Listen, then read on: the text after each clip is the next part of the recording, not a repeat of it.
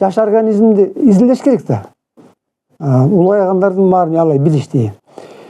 Жаш организмдагы киргизгенге болбойт да. С точки зрения гуманизма деп коет да.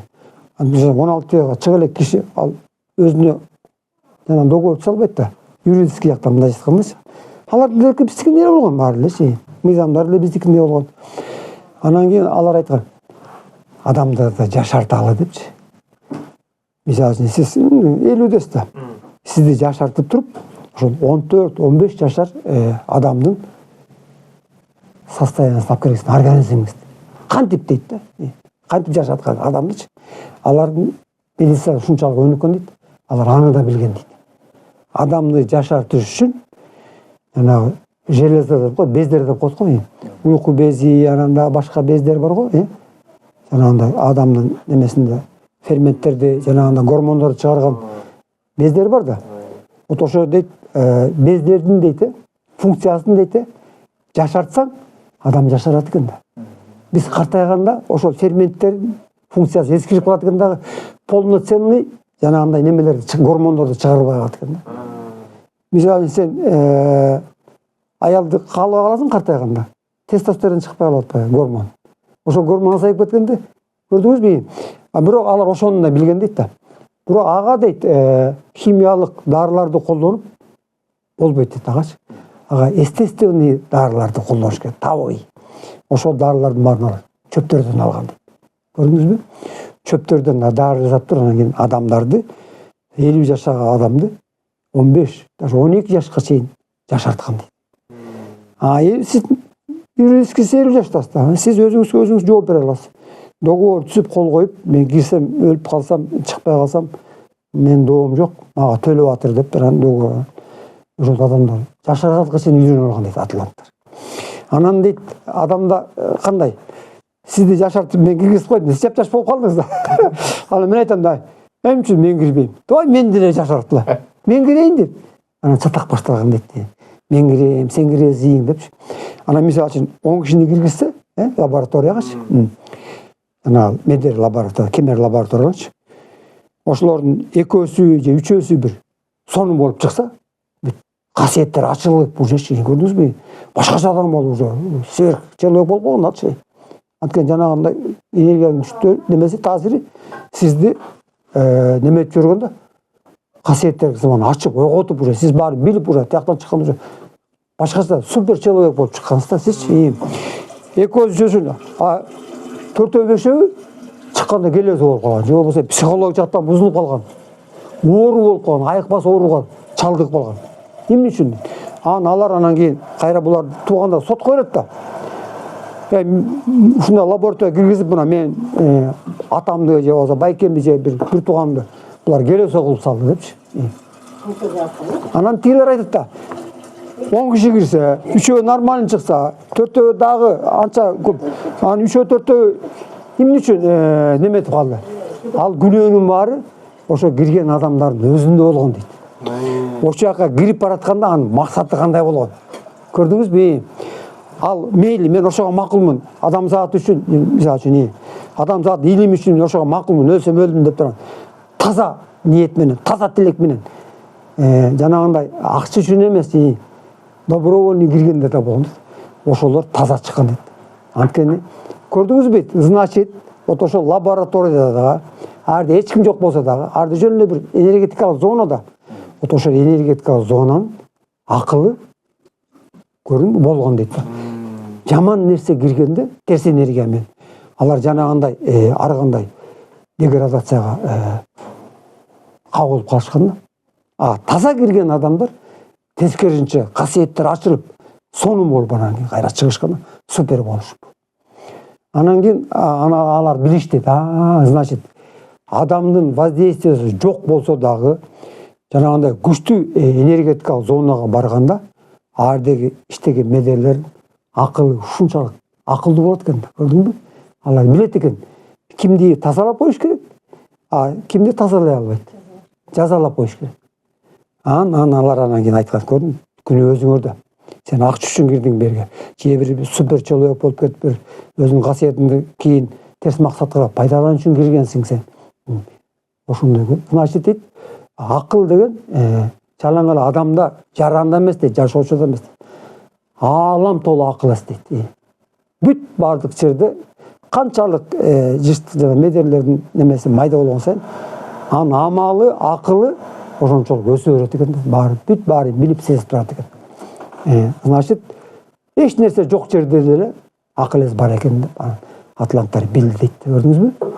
Ошон жана ааламда сфералар көп да. Сиз кайсы сферага барсаңыз, вот ошол сферанын немесин энергиясын алып, эгер туура кабыл алсаңыз, жанагындай жакшы жакка болуп кетесиз да. Туура эмес неме менен барып калсаңыз, кайыпка чыкканда ошондой дейт да. Максатың таза болбосо, сал эле бир терс немең болсо, оюң болсо, бүтү дейт. Аяктан келбей калышы мүмкүн, же болбосо бир жаман нерсеге келгенден оору болуп калышы мүмкүн. Кайып деле ошондой жана лабораториядагы немелерде окшош да, энергиялар окшош. Кайып энергиясы башка энергия да. Атланттардын илими ушунчалык өнүккөндүктөн алар жана лаборатория жасап алып, ошо энергия, ал энергия опасный дейт. Ал бир эле медер чыгып кетсе бүт ааламды хаос кылып жүрөт. Цивилизациячы. Биринчи ошол жанагындай күчтүү энергияны жаратып алыш оңой дейт. Вот ошону кайра тарап кетпей, эч жака тарап кетпей, аны мындай сактап туруш кыйын дейт. Жана ядрону жарылганда ядерный энергия тарап кетип радиация бүт баарын талкалап жиберип атпайбы? Атланттар анткен эмес дейт, алар билген дейт. Мисалы үчүн биз азыр радиацияны басыш үчүн, азыр коргоошунду тыштайт, оор металларды тыштап, анан үстүн көбөп радиацияны айтпайбы? Адам өтүп кетет дейт любой нерседен радиация. Жана атланттардын жаралган медерлери азыркы ядерный радиациядан аябай майда болгон. Бирок ошолор аны өздөрүнүн эле медерлеринин эле тескери функциясын пайдаланып дейт. Оң, сол кылып турган ошого моундай энергетический оболочка кылып койгон дейт да. Вот ошо лабораторияда болуп аткан энергиянын күчү сыртка чыккан эмес дейт. Көрдүңүзбү?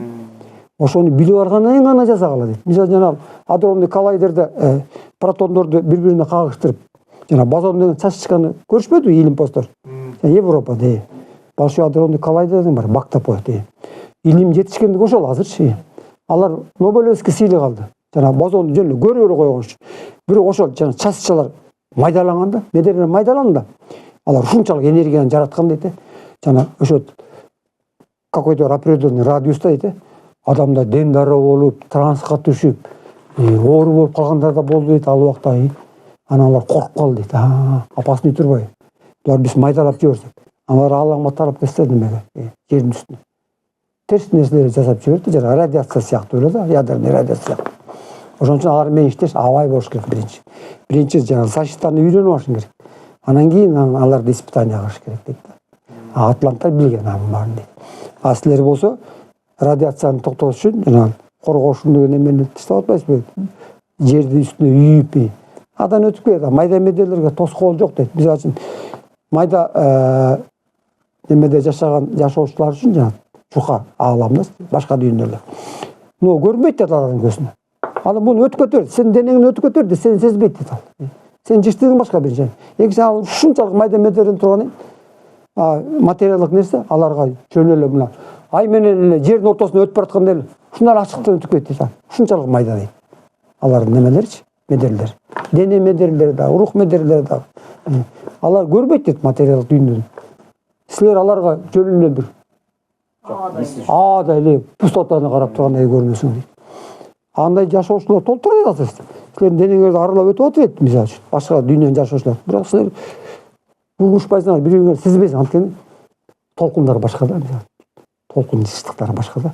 Мисалы үчүн радиону күчөтө десеңиз, бир жыштыктагы угас диапазон өткөзүп башкасын угуп атпайсызбы? Ушунчалык неме көп мисалы үчүн ааламда.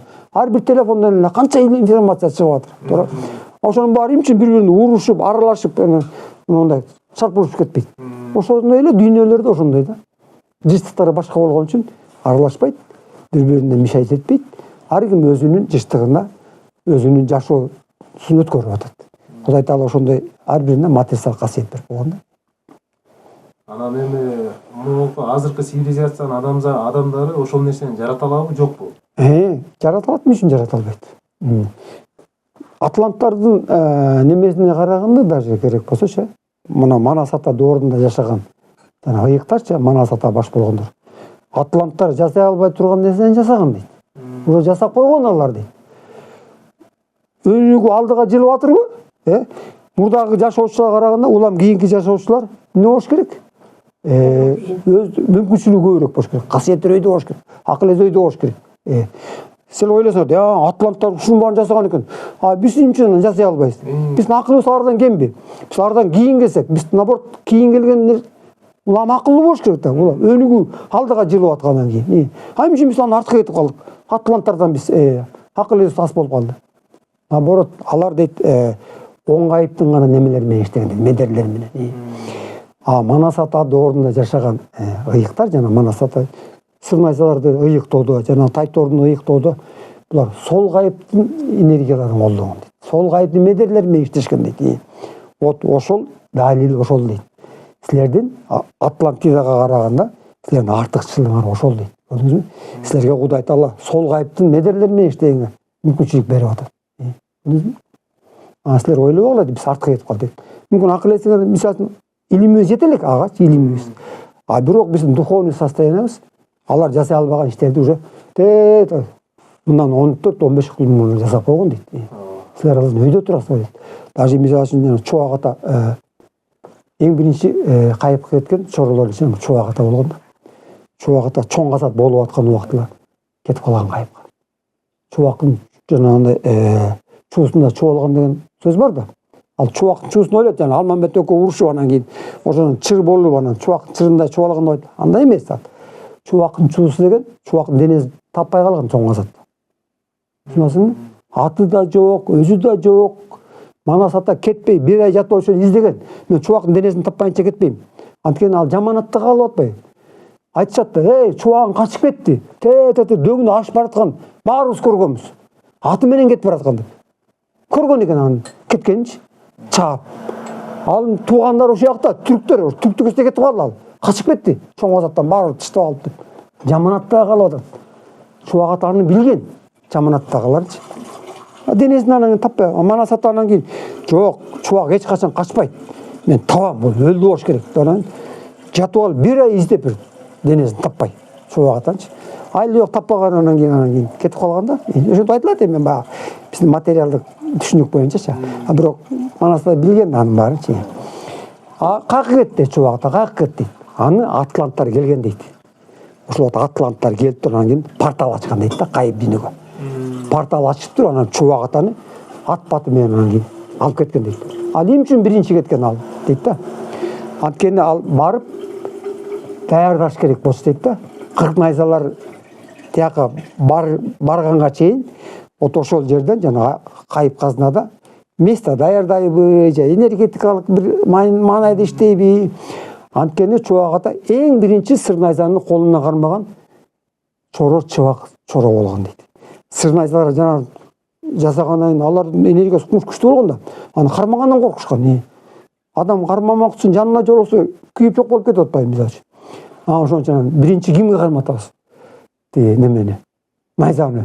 Коркот да калгандан. Ойлосоң сен күйүп турган лазерди сен кармайсың керек да мындай жатканда. Анан ошондо татыктуу болгон Чубак чоро болгон дейт. Анын касиети, анын жанагындай кубаты, денесинин рухунун кубаты ошону кармаганга таттуу болгон. Эң биринчи сырнайзаны кармаган Чубак чоро болгон дейт. Ошон үчүн ал биринчи тиякка кирет дейт. Анткени сырнайзаны биринчи кармаган, сырдын баарын билет. Анан барып кырнайза келгенче, кырчоро келгенче ал терди даярдаш керек болгон дейт. Ошон үчүн атланттар келип туруп аны алып кетти дейт. Биринчи. Көрдүңбү? Ал өзүнүн жаманатта болорун билсе дагы макул болуп анан кетип калган дейт да. Жана Чубактын чуусу деген ошол. Бирок кылган жумушу өтө бийик. Ой, кылган жумушу ааламдык масштабта болду, ааламдык масштабта. Бүт алардын максаты эле ошол. Адам затын жок кылбай, өлтүрбөй, цивилизациясы жанагындай жоюлуп кетпей, аман эсен алтын доорго адам затын апарыш керек. Алардын максаты ошо болгон. Алар бүт жалпы адам заты үчүн иштеген. Алардын баары. Кырк найзалар ошон үчүн керек болчу. Адамдар кайыпка даярдаш үчүн. Тайтор ошон үчүн керек болчу. Вот ошонун баарын алар билип, осознаннан кийин, бирок алар өздөрүнүн сырларын ачкан эмес эч качан, көрдүңбү? Анткени сырдын ачыла турган убагы келе элек болчу. Мына эми ошол сырды азыр мына чай деп атат, ачып берип атат. Азыр ачып берип атат, көрдүңүзбү? Значит, убакыт келди. Вот ошо адамзат ошону түшүнүп, туура жолго багыт алып, алардын жасаган иштерине биз ошо маани берип, баа берип, булар ушундай иштер жасаган турар, байкуштар көрсө, чөл эле келип кетпептир деп. Эми убагы келген үчүн ошо сырлар силерге ачылып атат дейт. Баардык сырдын ачыла турган убакыт сааты болот. А эгер ошол сыр эртерээк ачылып калса, анын энергиясы иштебей калат. Кеч ачылса да иштебей калат. Баардык нерсе убакыт сааты келгенде Кудай Таала өзү информацияны берип турат экен да. Ар кандай жолдор менен.